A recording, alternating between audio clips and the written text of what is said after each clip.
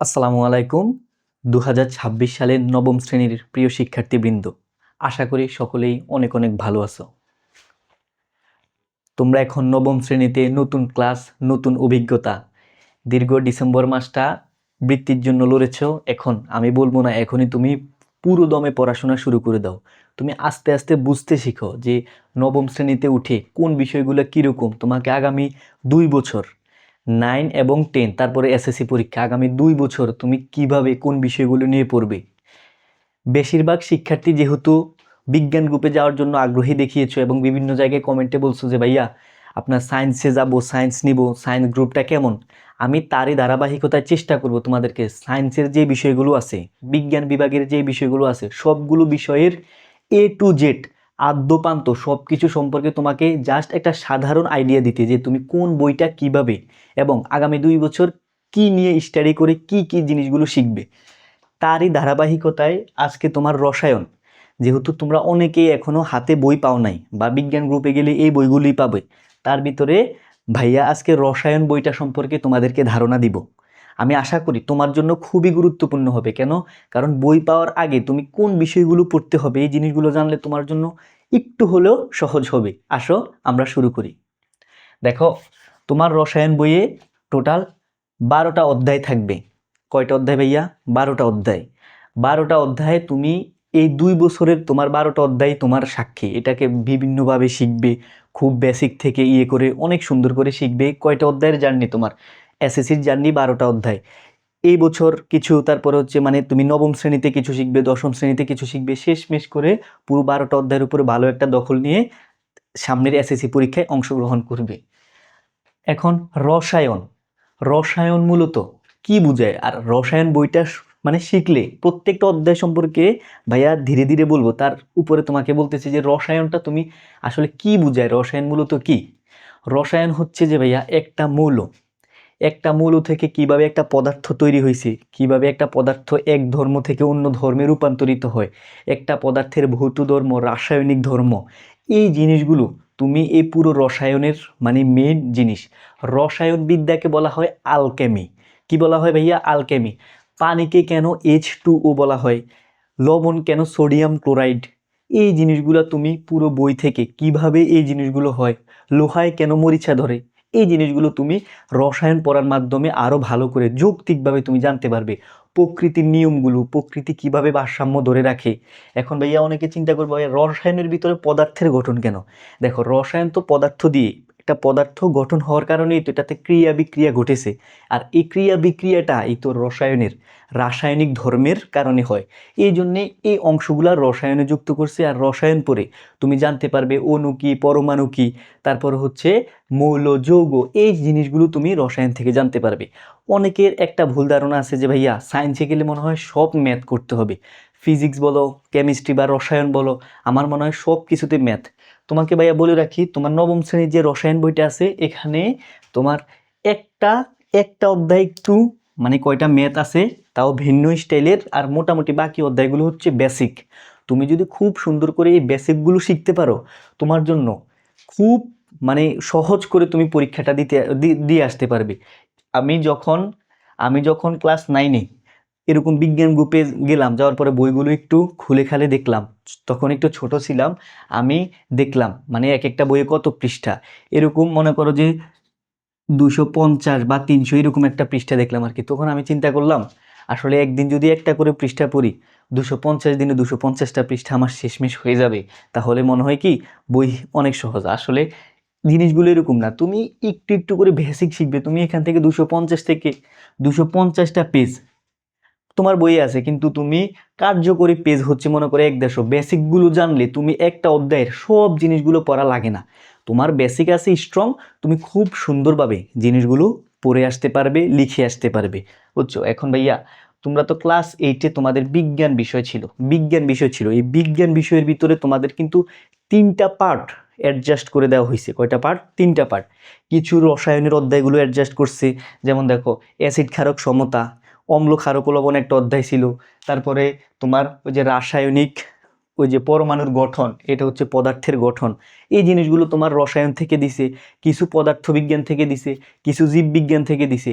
টুকটাক বিষয় থেকে তোমার অ্যাডজাস্ট করে তোমার বিজ্ঞান বইটা বানাইছে। আর ক্লাস 9-এ এই বিজ্ঞান বইটাই মেজর 3টা পার্টে ভাগ হয়ে গেছে। এখন দেখো ভাইয়া, তোমার টোটাল 12টা অধ্যায়ের ভিতরে প্রথমে অধ্যায় হচ্ছে রসায়নের ধারণা। তুমি যখন আল্লাহর রহমতে বইগুলো হাতে পাবে এই রসায়নের ধারণা, এটা শেখার জন্য তুমি পণ্ডিতের কাছে যাওয়া লাগবে না। মানে এটা একদম প্রথম অধ্যায় তুমি নিজের রিডিং পড়ে অনেক কিছু, যে রসায়ন কিভাবে, একটা মৌল কি হয়, একটা মৌল কিভাবে সৃষ্টি হয়, মৌল এবং যৌগ কি, এই জিনিসগুলো, পারস্পরিক ভৌত ধর্ম, রাসায়নিক ধর্ম, এই জিনিসগুলো তুমি রসায়নের ধারণা থেকে খুব সহজে সুন্দর করে নিজে বসে একবার রিডিং দিলে তুমি অ্যানালাইসিস করে শিখতে পারবে। তারপরে রসায়ন বিদ্যাকে আলকেমি বলা হয়, এই জিনিসগুলো, টুকটাক জিনিসগুলো, এটা অত মানে নিজে যে বুঝবে না পড়লে ওইরকম একটা অধ্যায় বা চ্যাপ্টার নয়। তারপরে ভাইয়া পদার্থের অবস্থা, এই অধ্যায়টা হচ্ছে একটা পদার্থে কঠিন, তরল, বায়বীয় কিভাবে আচরণ করে, কঠিন হিসাবে আচরণ করে, তারপরে তরল হিসেবে কোন পদার্থগুলো আচরণ করে, একটা পদার্থকে কঠিন থেকে তরলে কিভাবে রূপান্তর করতে হয়, এই পদার্থের অবস্থাতে তুমি এই অধ্যায়টা কি জানতে পারবে। এই অধ্যায়টা পড়লে পদার্থের অবস্থা, কঠিন, তরল, বায়বীয় সম্পর্কে আরেকটু ভালোভাবে জানতে পারবে। এই অধ্যায়টাও তুমি নিজেও কি পড়ে ম্যাক্সিমাম বুঝতে পারবে। কিন্তু তারপরে পদার্থের গঠন, পর্যায় সারণী, তারপর যে অধ্যায়গুলো আছে তুমি হেল্প নিতে হবে। মনে করো যে এই অধ্যায়গুলোর বেসিক বোঝা লাগবে, এগুলো তুমি নিজে আত্মস্থ করতে পারবে না, এগুলো একটু ব্যতিক্রম। এই জিনিসগুলো এখন 2 বছর হিউজ সময়, তুমি ধীরে সুন্দর করে বেসিক স্ট্রং করে দেখবা অনেক প্ল্যাটফর্মে তোমাকে এখনো 9-এ তুমি উঠো নাই সদ্য, বলবে 1 ক্লাসে 1 অধ্যায় শেষ। তাহলে তুমি 12 ক্লাসে কি 12 অধ্যায় শেষ করে তুমি 13তম দিনে পরীক্ষায় বসবে? এরকম তো কিছু না, তোমাকে 2 বছর দিয়েছে, তুমি ধীরে শিখবে। হয়তো তুমি প্রথম পড়ায় অনেক কিছু বুঝবে না, সেকেন্ড পড়ায় বুঝবে, তারপরে আরেকটু ক্লিয়ার হবে। এইভাবে তুমি ধীরে সব কিছু জিনিস শেষ করে তোমার 2টা বছর যখন যাবে, আস্তে আস্তে সব কিছু তোমার দখলে চলে যাবে, সব কিছু আস্তে আস্তে বুঝতে পারবে। এই জিনিসটার জন্যই তোমার হচ্ছে কি অনেক সময় দিছে, এবং 12টা অধ্যায় নিয়ে তোমাদের পথ চলা। এখন ভাই পদার্থের গঠন, এখানে হচ্ছে কি ইলেকট্রন, প্রোটন, নিউট্রন, পরমাণু, অণু, মৌল, এই জিনিসগুলো নিয়ে তুমি পদার্থের গঠনে মানে পড়াশোনা হবে আর কি। পর্যায় সারণী, তুমি হয়তো ক্লাস 8-এর বিজ্ঞান বইতে 18টা মৌল নিয়ে পড়ছো। টোটাল আমাদের ইয়েতে ভূপৃষ্ঠে বা বায়ুমণ্ডলে তোমার কতটা, মানে পৃথিবীতে 118টা মৌলের অস্তিত্ব আছে। ওই পরমাণুগুলো কিভাবে সৃষ্টি হয়েছে, কার তোমার মৌল সংখ্যা, ইলেকট্রন বিন্যাস কিভাবে হবে, এই জিনিসগুলো তুমি পর্যায় সারণী অধ্যায়টাতে কি করতে পারবে, সুন্দর করে জানতে পারবে।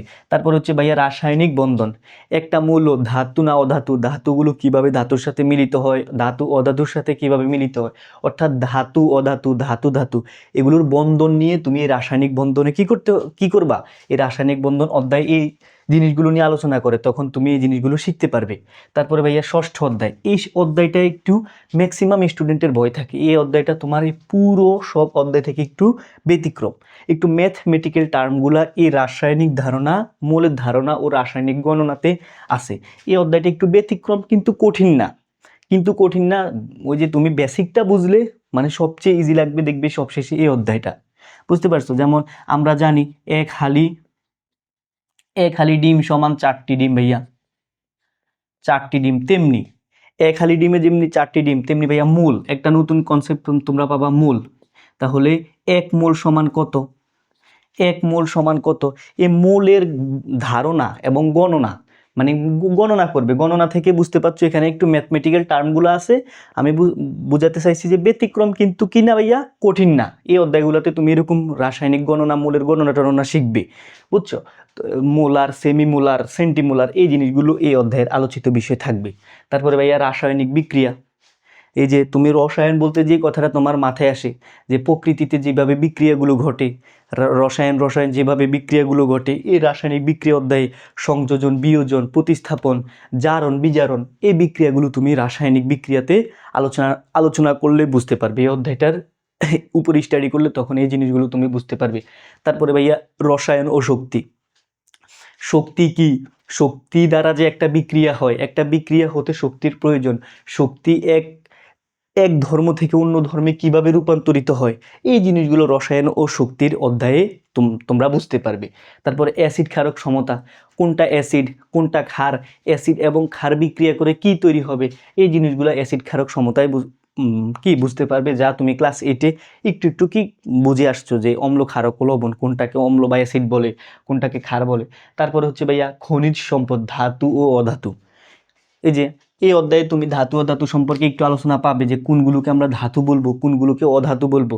তারপরে এখানে ভাইয়া আমাদের ভূপৃষ্ঠ থেকে অর্থাৎ ভূগর্ভ থেকে কিভাবে আমরা এই ধাতু অধাতুগুলো সংগ্রহ করব, আকরিক কি, কিভাবে ধাতু বা কয়লা গ্যাস এই জিনিসগুলো কি করা হয় তোমার ভূপৃষ্ঠ থেকে ভূগর্ভ থেকে মানে খনিজ হিসেবে আমাদের সংগ্রহ করা হয়। এই অধ্যায়ে তুমি এই জিনিসগুলো নিয়ে আলোচনা করবে, তুমি তখন এই জিনিসগুলো কি শিখতে পারবে। তারপর হচ্ছে ভাইয়া খনিজ সম্পদ, জীবাশ্ম, জৈব যৌগ, কার্বন। কার্বন যে একটা মূল্যবান মৌল, এবং কার্বন দিয়ে যে এত অসংখ্য বিক্রিয়া হতে পারে, হাইড্রোকার্বন কি, তারপরে হচ্ছে চিনি, পেট্রোল, গ্যাস, এই জিনিসগুলো যে আসলে জৈব যৌগ। এই জিনিসটার একটা ম্যাক্সিমাম জিনিস তুমি ইন্টার অর্থাৎ একাদশ দ্বাদশ শ্রেণীতে পড়াশোনা করবে যে খনিজ সম্পদ নিয়ে। এখানে মানে ছোট্ট করে অ্যালকেন, অ্যালকিন, অ্যালকাইন এই জিনিসগুলো নিয়ে আলোচনা করবে। আসলে পৃথিবীর ম্যাক্সিমাম জিনিস যে জৈব যৌগ দ্বারা তৈরি, আমাদের দৈনন্দিন সাবান, তারপরে পেস্ট, এই জিনিসগুলো যে জৈব যৌগ দ্বারা তৈরি। এই 11তম অধ্যায়ে এই জিনিসগুলো নিয়ে তুমি জানতে পারবে। তারপরে 12তম অধ্যায়ে আমাদের জীবনের রসায়ন, সাবান কিভাবে কাপড় পরিষ্কার করবে, ডিটারজেন্ট কিভাবে জামা কাপড়, সাবান, হ্যাঁ সাবান আমাদের শরীর কিভাবে পরিষ্কার করে, তারপরে হচ্ছে ডিটারজেন্ট কিভাবে জামা কাপড় পরিষ্কার করে, তারপরে ফ্লোরের ময়লা, কাছের টেবিলের তেল চর্বিযুক্ত ময়লা, এই জিনিসগুলো কিভাবে কোন মাত্রায় কেমিক্যাল ব্যবহার করে পরিষ্কার করা হয়, সব কিছু জানতে পারবে আমাদের জীবনের রসায়ন নিয়ে। অর্থাৎ এক একটা অধ্যায়ের তোমার জানার ইয়েটা হচ্ছে ভিন্ন। এক একটা অধ্যায়ে তুমি এক একটা কিছু জানতে পারবে। অর্থাৎ আমাদের জীবনে প্রকৃতিতে রসায়নের সকল গুরুত্বপূর্ণ সেক্টরগুলো তুমি ধীরে ধীরে এক একটা অধ্যায়ের মাধ্যমে জানতে পারবে।